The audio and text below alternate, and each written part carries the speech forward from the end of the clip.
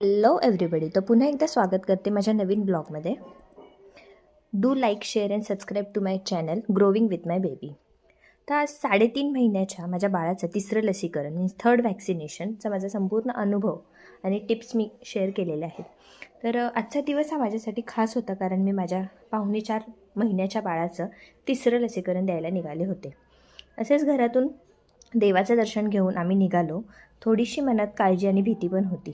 नेहमीचप्रमाणे मी vaccine हे सरकारी आरोग्य केंद्रातच द्यायचे ठरवले, कारण माझा असा अनुभव आहे की सरकारी केंद्रात आणि प्रायव्हेटमध्ये बाळाला होणाऱ्या त्रासात काही फरक नसतो.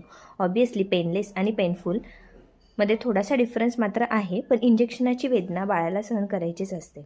मग अनावश्यक खर्च कशाला, म्हणून मी सरकारीमध्येच द्यायचा निर्णय केला. पहिले 2 वॅक्सिनही मी सरकारी केंद्रातच दिलेल्या होत्या, पण त्यावेळी मी एक नवी आई असल्यामुळे व्हिडिओ काढण्याचं माझं धाडस झालं नाही. मात्र आता मी ब्लॉगिंग सुरू केल्यामुळे माझे काही अनुभव तुमच्यासोबत शेअर करण्याचे ठरवले. तर पुण्यातील हे सरकारी आरोग्य केंद्र आमच्या घराजवळच असल्यामुळे आम्ही थेट 2 व्हीलरवरूनच गेलो होतो. आज विशेष म्हणजे तिथे गर्दी नव्हती आणि आमचाच पहिला नंबर असल्यामुळे आमचा लवकरच वॅक्सिन देऊन झालं. केंद्र हे खूप स्वच्छ आणि नीटनेटकं आणि स्टाफही खूप सहकारी होता. हे पाहून माझा अर्धा ताण कमी झाला होता. तर आजचे दिलेले लसीकरण राईट लेग, लेफ्ट लेग आणि राईट हँडमध्ये होतं आणि एक ओरल ड्रॉप होता. तर राईट लेगमध्ये एक इंजेक्शन, लेफ्ट लेगमध्ये एक इंजेक्शन आणि तोंडातून एक ओरल ड्रॉप आणि राईट हँडमध्ये एक इंजेक्शन, असं हे वॅक्सिनेशन होतं. तर इंजेक्शन दिल्यानंतर बाळ हे खूप रडायला लागलं होतं आणि तो क्षण आई म्हणून मला सहन होत नव्हता, त्यामुळे मी थोडीशी दूरच उभी होते. पण नर्सने खूप प्रेमाने आणि काळजीपूर्वक सगळं केलं. नंतर मीही त्याला घेऊन शांत केलं.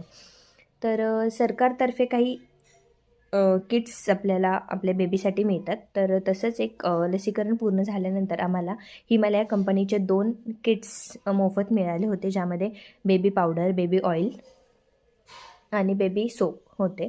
हे सरकारतर्फेच दिले जातात. तर छोटंसं पण उपयुक्त गिफ्ट म्हणायला हरकत नाही. आणि बाळाला आम्ही तिथेच शांत करून घरी यायला निघालो. काही मिनिटातच तो आईच्या कुशीत खूप छान झोपी गेला होता. परतीच्या वाटेवरतीच आम्हाला राम मंदिर एक लागलं होतं, पण बाळ झोपी गेलं असल्यामुळे आम्ही बाहेरूनच दर्शन घेतलं आणि पुढे निघालो. तर लसीकरणानंतर ताप येणं ही अगदी सामान्य गोष्ट आहे. तिसऱ्या लसीनंतर बाळाला ताप येणं म्हणजे कोणत्याही लसीनंतर बाळाला ताप हा येतोच. त्यामुळे मी आधीच मेडिकलमधून पॅरासिटामॉल्सचे ड्रॉप घेतले होते आणि डॉक्टरांच्या सांगण्यानुसार ताप मोजून दर 3 तासांनी मी हा ड्रॉप त्याला देत होते. तर असंच थर्ड वॅक्सिनेशन नंतरही मी अशाच टिप्स फॉलो करणार आहे आणि बाळाचा